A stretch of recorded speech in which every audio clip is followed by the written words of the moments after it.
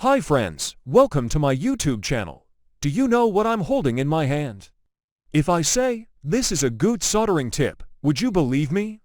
This is exactly a Goot soldering tip that I dyed from the original soldering tip.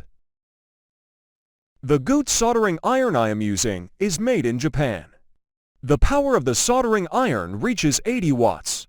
One thing I love about this Goot soldering iron is its extremely fast heating ability. It only takes 3 seconds from turning on the machine to be able to use it. Of course, this soldering iron control circuit is indispensable. As you can see, the circuit is compact in size, uses common components that are easily purchased at electronic stores, but has the ability to adjust the soldering iron temperature very well and reliably. When we combine the Goot soldering iron and this circuit together, we will have a soldering station that I believe will serve your work very well. I will talk about the working principle of the circuit and show you how to make a reliable Goot soldering station after the introduction video of my partner JLCPCB. This video is sponsored by JLCPCB. JLCPCB is the full-service electronic manufacturer. JLCPCB's innovative one-stop service model makes production highly efficient by tightly integrating EDA software, PCB fabrication, parts purchase, stencil cutting, and SMT assembly. 1 to 8 layer PCB from $2, lead time as fast as 24 hours, strict quality control, and trusted by 5.4 million customers worldwide. $80 new customer coupons. Upload Gerber files to get PCB with high quality and low price. This is the PCB after I ordered from JLCPCB. You can see the circuit is very compact and sturdy.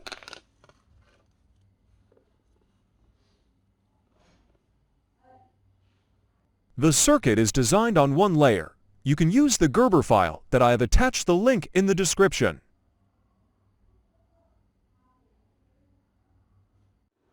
Now I will introduce you to the Goot soldering tip. This is the original Goot soldering tip from the factory. The soldering tip will consist of 2 parts, heater and sensor to respond to temperature. Distinguishing these 2 parts is very simple. We will use AVOM meter to measure their values. The part with the smaller resistance value is the sensor. The part with the larger resistance value is the heater.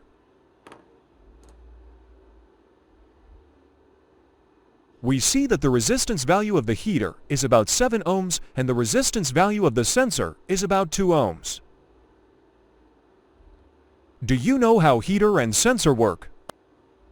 Now I will disassemble the internal components so you can see more clearly. Inside there are 4 wires. The hot wires here are heater. When we supply power here, the soldering tip will heat up. The remaining 2 wires are thermocouple sensors. When the soldering tip heats up, these 2 wires will generate a voltage of about a few millivolts.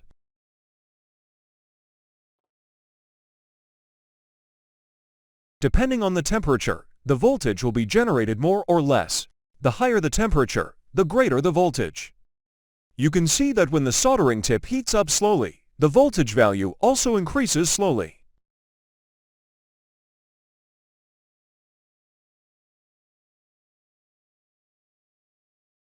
When I turn off the power, the temperature gradually decreases and the voltage also gradually decreases.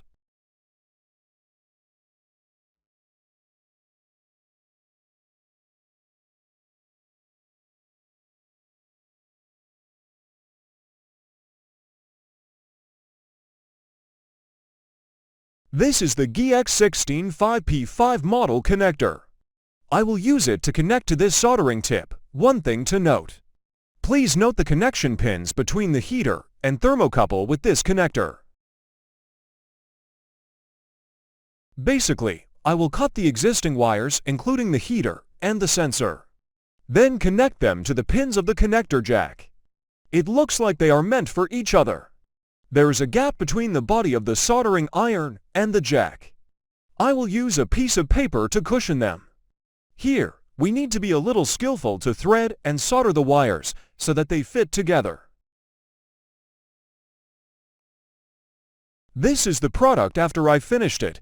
I made 2 of them so they can be easily replaced when needed.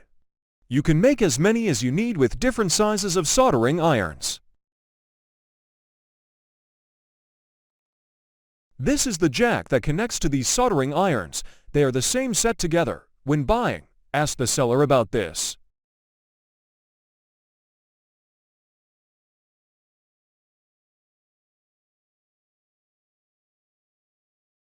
As you can see, I can easily switch between soldering tips without any problems. And here is the control circuit of the soldering station. I will connect between this jack and the circuit. You can use any type of wire to connect them together. Here, I use an old VGA cable to connect them together. The VGA cable has many cores inside, convenient for connection.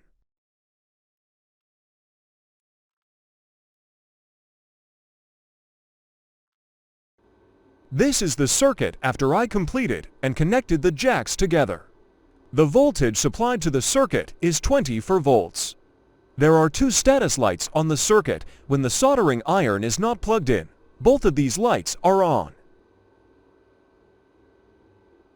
When the soldering tip temperature reaches the set value, the LED will flash. It only took about 3 seconds from the moment I plugged the soldering iron into the jack. Almost immediately the soldering iron was ready to work.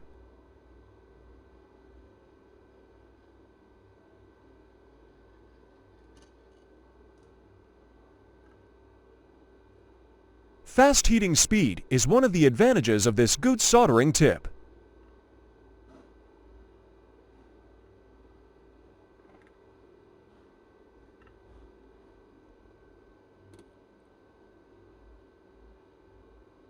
Now I will try to replace the soldering tip while it is running. Let's see how it goes.